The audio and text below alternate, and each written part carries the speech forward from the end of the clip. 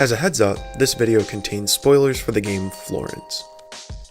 It would be hard to argue with either the emotional reactions or the money that was made by Marvel's latest hit, Avengers: Infinity War. And yet, if that linear movie experience were converted into a linear video game, there would likely be a lot of folks out there ready to eat their hats in pure dissatisfaction. We frequently laud open world experiences in which we can be whatever character we want and do all the things we want to do, conveying a vast effect on the world that has been put in front of us.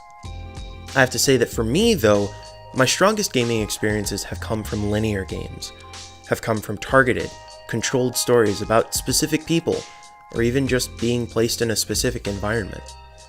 I tend to think most about the games pejoratively referred to as walking simulators, narrative-centric games like Tacoma, The Beginner's Guide, or The Walking Dead Season 1, which, yes, allows you to make some choices, but keeps the larger plot points rather static.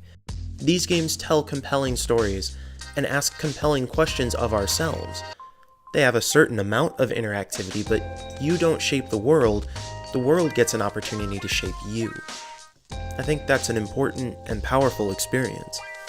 Even in more quote-unquote game-like games, like most of the Final Fantasy series, or Spec Ops: The Line, the tight control of story helps deliver a strong, specific, and user-shared narrative.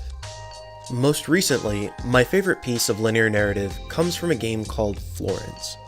A small mobile title published by Annapurna Interactive, Florence tells the story of a girl named Florence.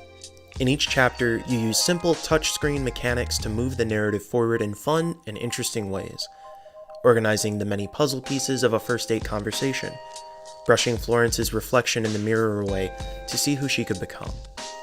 She meets a guy, gets into a relationship, falls in love, and that relationship doesn't work out. Also, spoiler alert, you can't save their relationship. There was a lot of power in that experience for me, not being able to avoid either the love or the loss in Florence. Linear narratives force us to experience the stories of others as they tell them, instead of shifting those narratives to what feels most comfortable or natural for us. Yes, there's a place for player agency, and yes, there are great moments of introspection and learning in open world games too. But watching Florence fall in love, leave her relationship, and find herself amidst her pain meant something to me, particularly when looking at it as Florence's story, instead of just one of Florence's multiple possible endings. This was Florence's life I was let into, and looking through her life put a new lens on mine. Now, I don't see any end in sight for open world games, and I don't think there should be one. There's so much wonder and unexpected joy in sandboxes, and games like Watch Dogs 2, Mafia 3, and Horizon Zero Dawn show that there's still really great story in those spaces. But our love of choice shouldn't dominate our ability to enjoy or appreciate a game and its story. It shouldn't be a requirement that video games factor in tons of endings, achievements, or recognizable signposts that your choices have an effect on the game.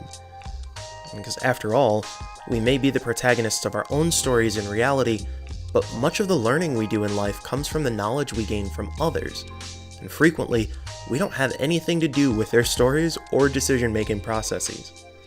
To truly understand others, we have to be willing to listen to them, put aside our own assumptions and desires to be the center of the plot. It's then that we can learn more about who they are, and also who we are, and who we can be. Thanks so much for checking out this video. This is Intelligame's first time trying out this video format. Special thanks to IG patron Adam Garner for suggesting the idea and putting together some awesome video editing. If you liked what you heard, hit the subscribe button and share us with a friend too. You can also swing over to the homepage at intelligame.us and you can support our game commentary, criticism, and community on Patreon by clicking the link. We'll see you next time.